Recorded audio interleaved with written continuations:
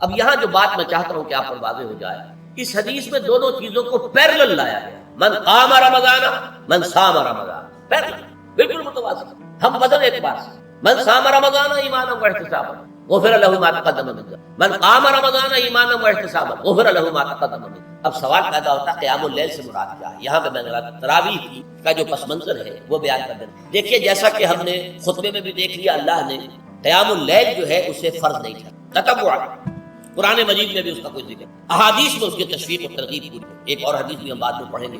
اس کا پس منظر کیا تھا کہ اس کو چھوڑ دیا۔ اب ظاہر بات ہے مسلمانوں میں کمزور بھی ہیں، مسلمانوں میں وہ مزدوری کرنے والے بھی ہیں، روزہ تو فرض ہے ان پر، چاہے مئی کا مہینہ ہے اور گندم کاٹنی ہے، روزہ تو پھر بھی رکھنا ہوگا، یہ سب کچھ، لیکن یہ کہ رات کو پھر کھڑے رہنا ان کے، جاگنا، لہذا ان کے اوپر یہ چیز فرض ہے۔ حضور نے تراویح کی نماز یا قیام اللیل نہ اسے فرض قرار دیا، نہ اس کے بعد جماعت کوئی اہتمام کیا مستقل، صرف 3 راتیں آپ نے جماعت کروائی ہے، اس میں 8 رکعتیں آپ نے پڑھی ہیں کہ جو آپ کا معمول تھا تہجد کا وہ پڑھی، اور تہجد کے وقت ہی جماعت کرائی ہے۔ یہ ہے وہ حدیث۔ اس کے علاوہ کسی نماز تراویح جو ہے جو ہم پڑھتے ہیں 20 رکعتیں عشاء کے ساتھ متصل، اس کا کوئی ذکر نہ دور نبوی میں ہے نہ دور صدیق اکبر، یہ دور حضرت عمر کی خلافت میں ہوا ہے، اور ہم نہیں کہہ سکتے کتنے سال کے بعد ہوا۔ حضرت عمر رضی اللہ تعالیٰ عنہ کی خلافت کا دور جو ہے وہ تو 10 برس ہو سکتا ہے، 5 برس کے بعد ہوا ہو، 6 برس کے بعد ہوا ہو، 12 ہوا ہے ان کے عہد۔ حضرت عمر ایک مرتبہ مسجد میں داخل ہوئے، مسجد نبوی میں، تو دیکھا کہ کچھ لوگ 8 10 12 جو ہیں وہ ایک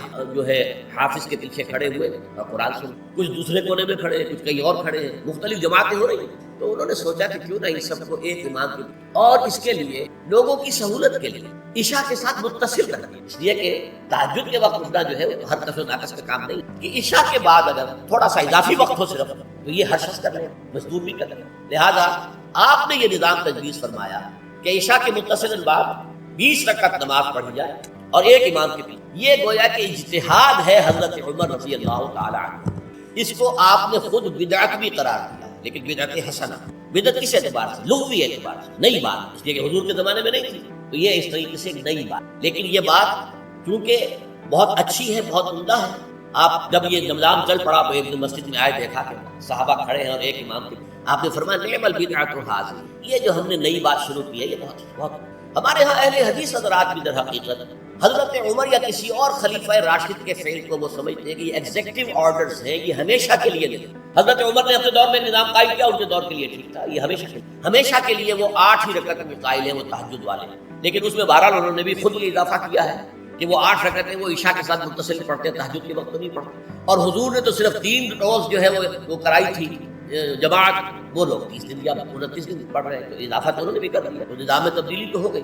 لیکن اہل سنت جو کہلاتے ہیں، ہمارے جو 4 جو ہیں، جو ہمارے مسلک ہیں، حنفی، مالکی، شافعی، ہم ان کا اتفاق ہے حضرت عمر کا، کیونکہ ان کے سامنے اصول یہ ہے کہ حضور نے فرمایا علیکم بسنتی وسنت الخلفاء الراشدین المہدیین، تم پر لازم ہے کہ میری سنت کو پکڑو مضبوطی کے ساتھ، اور میرے خلفائے راشدین مہدیین جو ہیں ان کی سنت۔ اس اصول سے یہ 4 فقہ جو ہیں حضرت عمر کے اجتہادات جو ہیں ان کو بھی پابندی سمجھتے ہیں کہ تمام امت کے لیے، قیامت تک کے لیے امت مسلمہ پر، لہذا اس میں اجماع ہے۔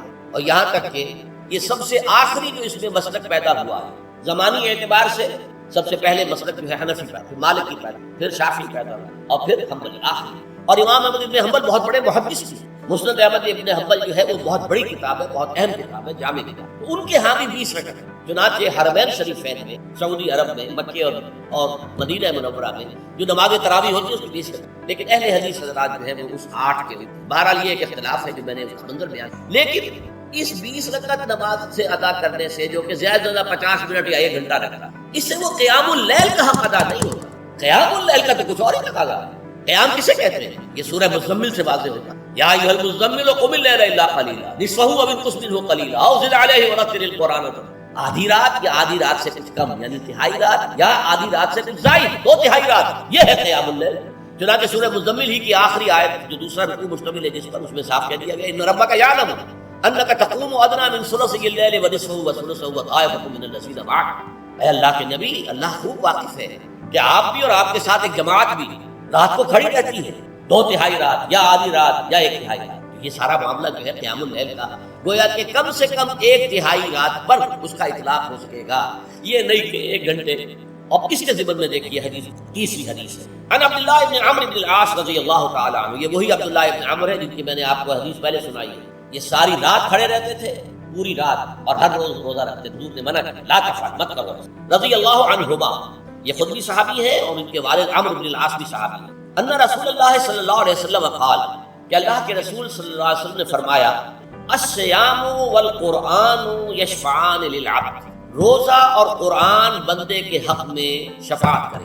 یقول الصیام، روزہ ہی عرض کرے گا اللہ کی خطاب میں، اے رب پروردگار، انی منعتہ الطعام والشہوات بالنہار، میں نے تیرے اس بندے کو دن کے دوران کھانے پینے سے اور اپنی شہوت کا تقاضا پورا کرنے کی میری وجہ سے روکا رہا، تو میری شفاعت اس کے حق میں قبول فرما. فشفعنی فیہ، میری شفاعت اس کے حق میں. ویقول القرآن، قرآن کیا کہے گا؟ منعتہ النوم باللیل، میں نے اسے رات کے وقت سونے سے، نیند سے روکے رکھا. فشفعنی فیہ، تو اس کے حق میں شفاعت ہو. حضور فرماتے ہیں فیشفعان، ان دونوں کی شفاعت قبول. یہ ہے یہ قیام اللیل صرف تراویح کی نماز سے جو پڑھ لی جاتی ہے. اور ہمارے ہاں تو یہ ہے، وہاں کم سے کم یہ تو تھا، صحابہ کرام کھڑے ہوتے تھے تو جو قاری پڑھ رہا ہوتا تھا وہ ان کے دل میں اترتا جاتا تھا، اس کا مضمون اور مفہوم جو ہے ان کو معلوم ہے، لہذا وہ اس کی زبان سے نکلا وہ ہر لفظ ان کے قلب کی گہرائیوں تک اتر رہا. یہاں تو یہ ہے پیرٹ لائک حافظ ہے، اسے خود پتہ نہیں میں کیا پڑھ رہا ہوں. اکثر حفاظ جو ہے وہ عالم تو نہیں ہوتے، اور جو سن رہے ہیں انہیں کچھ پتہ نہیں کیا تھا. تو ٹھیک ہے، کم سے کم ثواب تو انہیں ملے گا کہ انہوں نے وقت نکالا ہے. 1 گھنٹہ ہی اضافی صحیح ہے کہ باہر آ کے کھڑے رہے ہیں، ثواب ملے گا. لیکن جو مقصد ہے وہ حاصل نہیں ہوتا. اس مقصد کے حصول کے لیے اول تو قیام اللیل کی کم سے کم مدت